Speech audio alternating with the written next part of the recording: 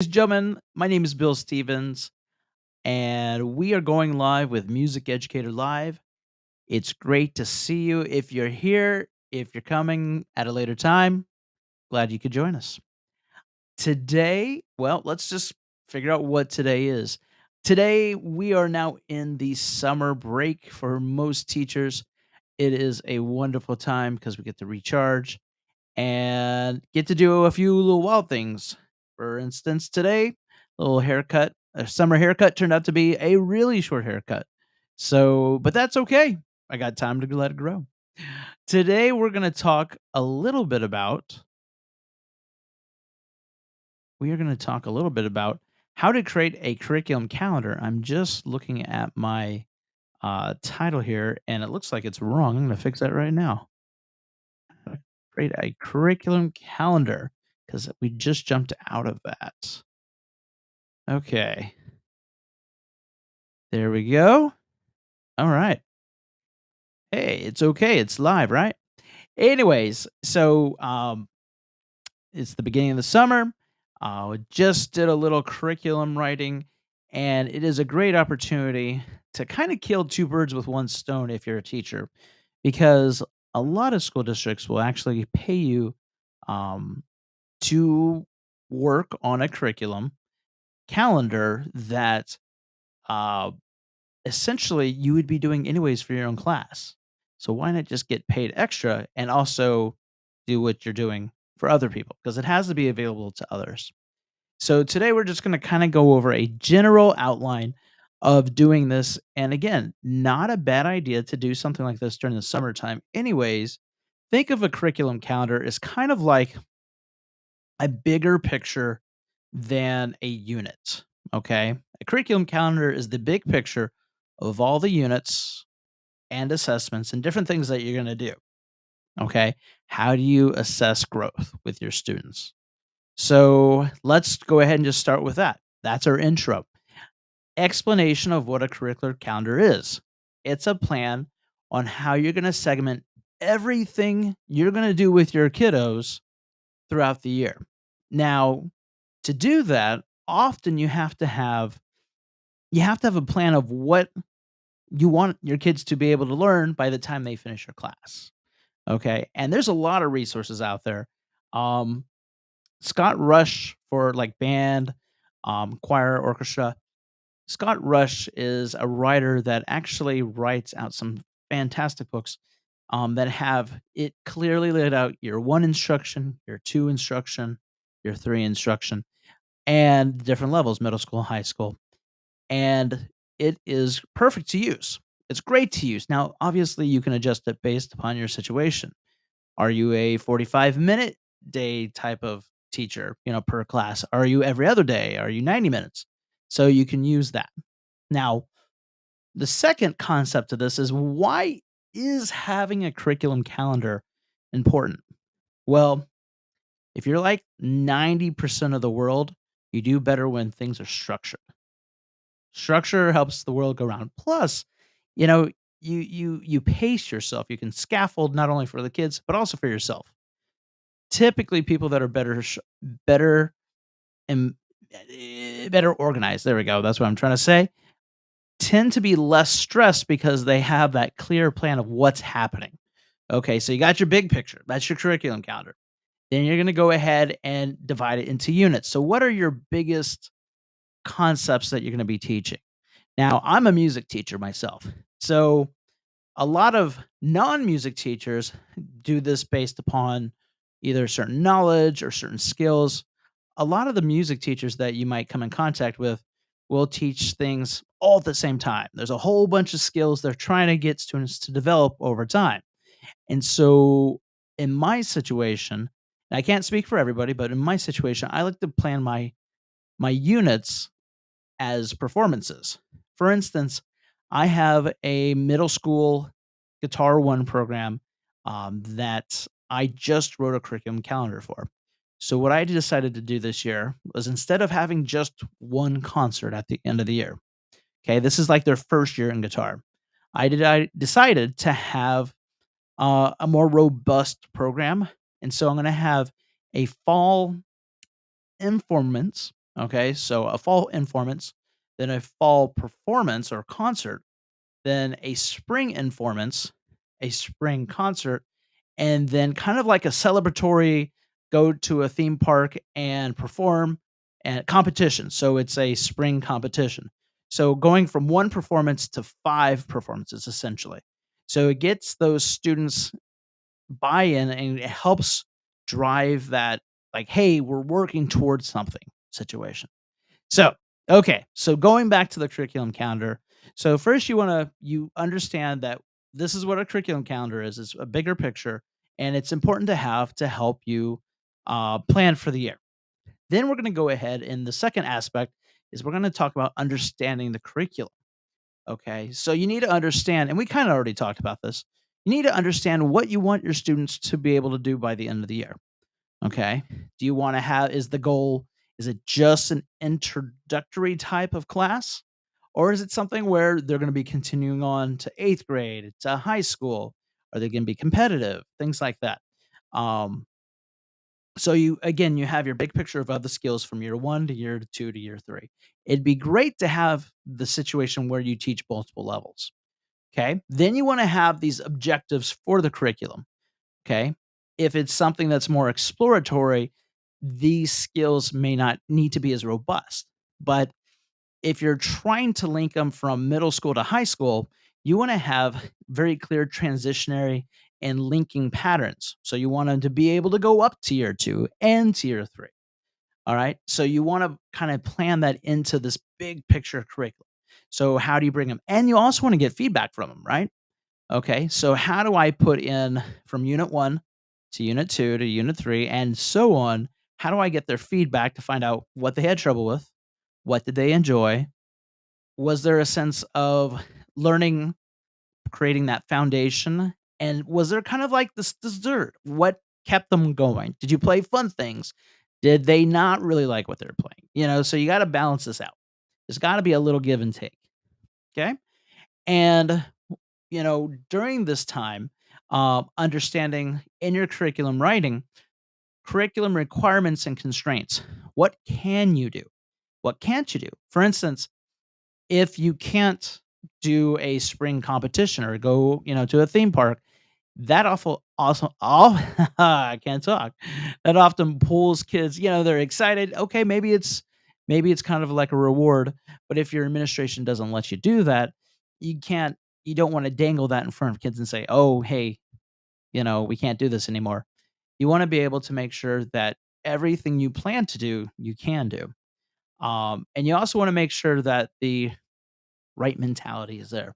In some school systems, they literally want a intro type of thing, like an appreciation. They don't want kids to be pushed so hard in their fine art learning, which I don't get personally. But in other situations, they want you going to a festival or contest or assessment. Definitely can do that with band, orchestra, and choir. Sometimes in programs like guitar, that isn't always possible because maybe there's not enough guitar programs that are available to do that. Okay. So then let's go ahead and jump to the next part of planning this uh, curriculum calendar, that is. The next is identifying the key dates. So what you got to do is you basically got to bring up a regular calendar, and then you want to pull up your school calendar, and then you want to pull up your fine arts calendar. So if you're in a school where you have band, you have choir, you have orchestra, and you have guitar, and you may even have, something like theater. So all these programs use the auditorium. If you have an auditorium, maybe you don't have one. Maybe there's other constraints from your school. Okay, so what you got to do is you got to say, okay, it's going to take me this long to teach this series of concepts where people can perform, right? You want the kids ultimately to be successful no matter what level you're playing at, okay? But you got to look at the calendar and you got to say, okay, we have to be fair because there's other programs, using the auditorium. So go ahead, kind of circle in red where you want your calendar dates to be, okay? And now this could be everything from where you want them to be, holiday issues, okay? And it's usually nice to have a holiday near a concert, Okay, it kind of gives you some, maybe you can play something holiday based and, classical or jazz or whatever. Okay. You also have to consider testing dates and deadlines. So I don't know about where you're at. I'm in Virginia and we have things called the SOLs, which is basically the statewide testing. Um, and that takes a good chunk of May. So when I do my concerts, I like to do, like, for my band program, I like to do mine in the very beginning of May, whereas this next year I'm going to have it the string portion a little bit later, um, so that they get a little more exposure. But it's a little tight because sometimes I won't see those kids in that preparation time period because of the tests. So something to think about. All right. And then other important events or deadlines. So you can't plan for everything. People are gonna get sick at times. Um, so you have to kinda have this plan B. And my recommendation is as you're preparing performance-wise and just academic knowledge, give yourself a little leeway. Give yourself maybe a week or 2 to just say, "Okay, we should know all our music for a concert. We should know all our academic material, all the things that you're really teaching," because it's not just the performance.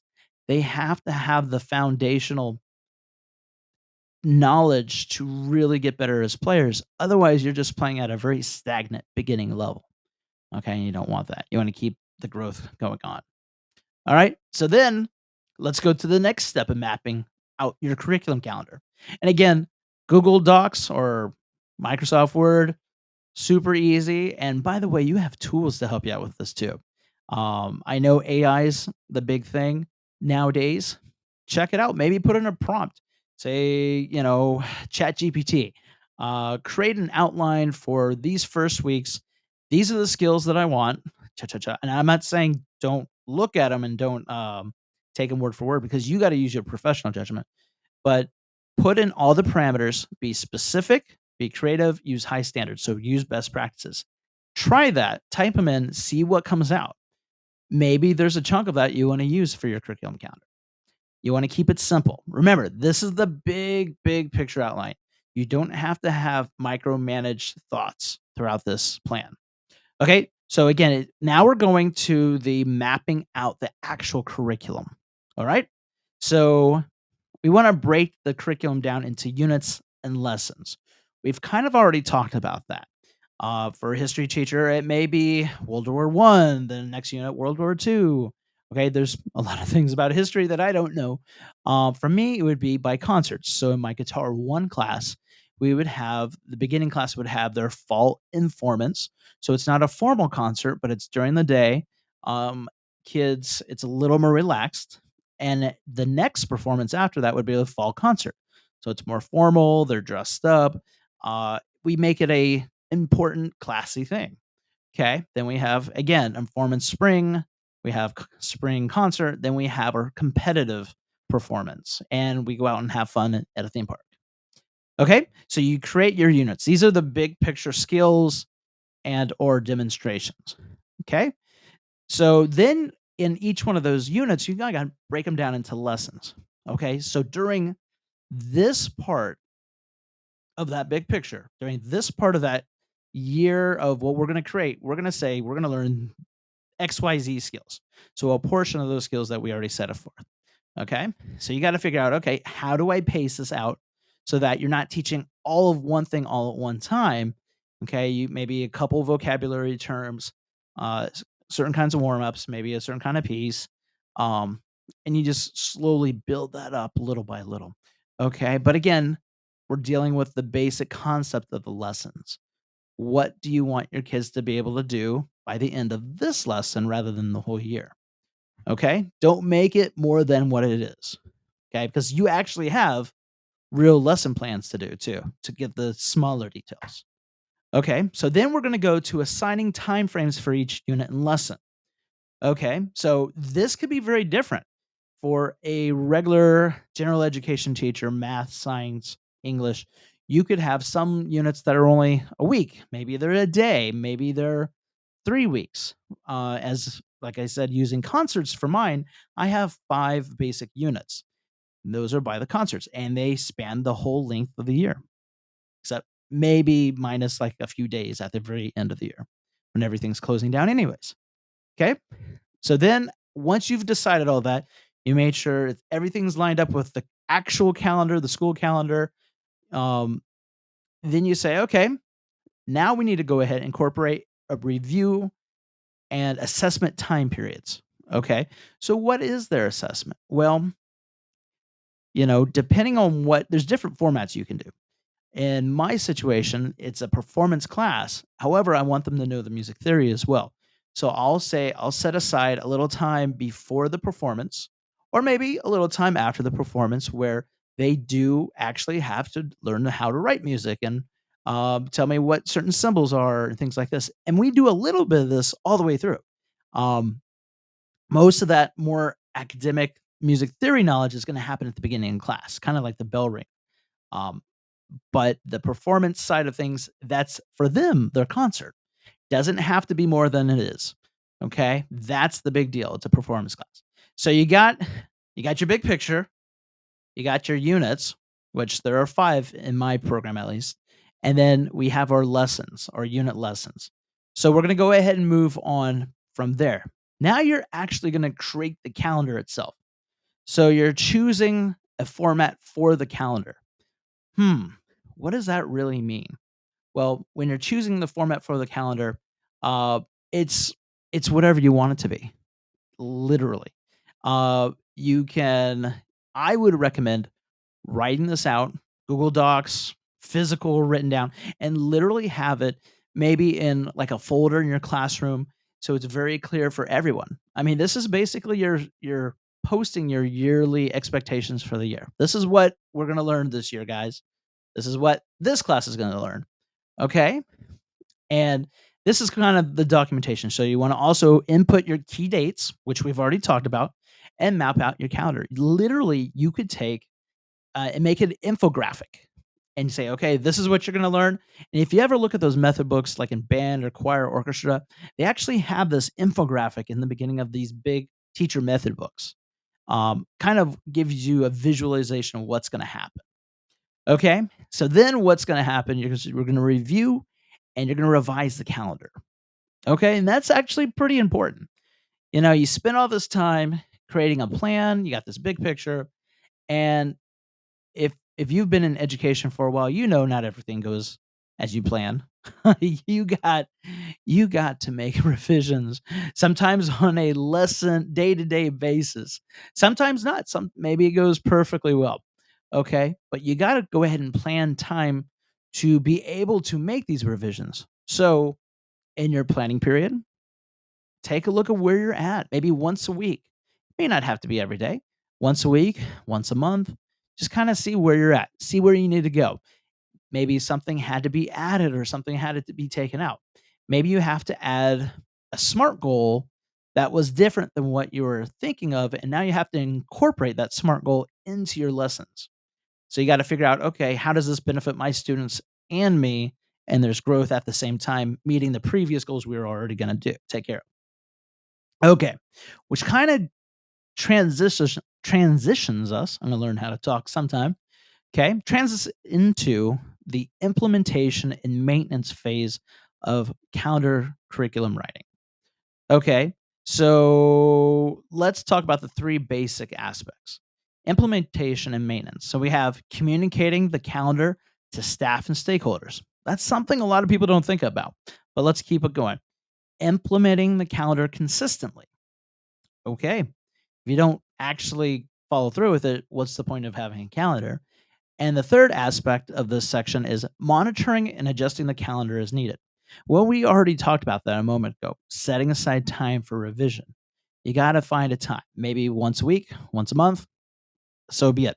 But the part of this is the maintenance, is that you're communicating your calendar to your staff and stakeholders. So basically, as a music teacher, I'm using this auditorium, or maybe I'm doing something with another program. We're doing some cross curricular things.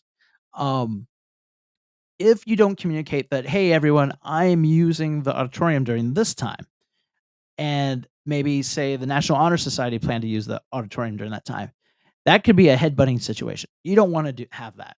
You wanna make sure everybody gets their fair share time. Um, Better yet, it would even be better if your school had some kind of calendar holder in which they put in the official dates and let anybody know if there's any, um, conflicts of any sort. Okay? Usually, that's not a big issue, but it's something to think about.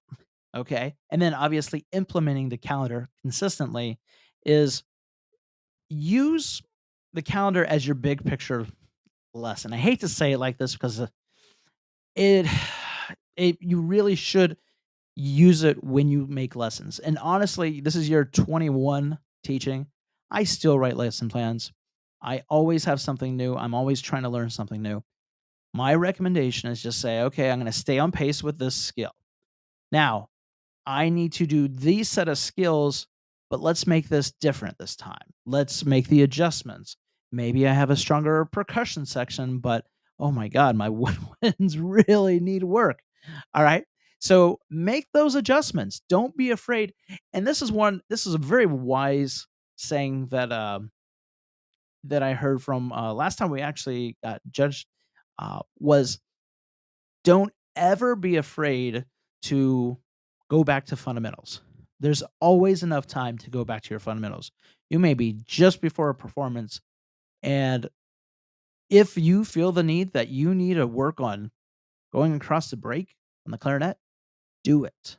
You know, if you don't know just certain fundamental things or the kids don't remember them well, do it, do it, do it. It will be worth it in the long run. Okay? So, and finally, let's go ahead and kind of close this up. We're not finished yet, but um the key points of curriculum calendar. Key points are just it's a big picture way of planning everything. It is so worth their time. I'm telling you. So I mapped out this guitar 1 and guitar 2 over the course of the last 2 weeks. Um it is gonna save me so much time because I've already said, "This is what I'm doing." Now I just have to plan, "Okay, well, this these 3 days, I'm gonna work on this skill. So let me get an exercise, or let me get a video, or let me find the different formats that I wanna use to create this one skill." So that mental power that I had to worry about before at each lesson is not necessarily needed as much, nearly as much. Okay? So you're using that, you're checking your calendar, making sure there's no conflicts. That's a horrible thing when you plan for something and it's a mistake made by you, the director, rather than somebody else. So make sure your dates are good. Make sure it meets the needs of the students and everybody grows. You, the students, the program, the community. And you know what? Tell and advocate your program. If your program is going amazing, all right, tell people you want your program to thrive, and there's no shame in that. Okay. You also want to understand that you want to be flexible. Okay. If you are inflexible, that is going to actually hurt your program rather than help it. Okay. So if you have to talk to people, proactively talk to people, do it. If you have to maybe go a little out of your way, do it. If you have to play the political game, I hate to use that term, but sometimes that's necessary. Okay. Remember, the program isn't about your fame and future. Okay. It's about the kid's success. And even if a kid grew up in a really tough part of town, it doesn't matter. They have just as much potential as someone that grew up with every resource in the world. Okay. And always use your kind of closing this out. Encourage others to use calendars as tools for success, especially the new teachers that have all these things in their mind and they want to do this, they want to do that, but they don't know how to get there. Tell them to keep it simple, do the big picture, don't complicate it, then break it down into the lessons, the little details as they go through the year. And if they do that, they're actually saving themselves way more time than if they didn't do a curriculum calendar. All right. All right, everybody. Thank you for joining me. And I hope you have a great day. Enjoy your summer. I certainly will. Take care.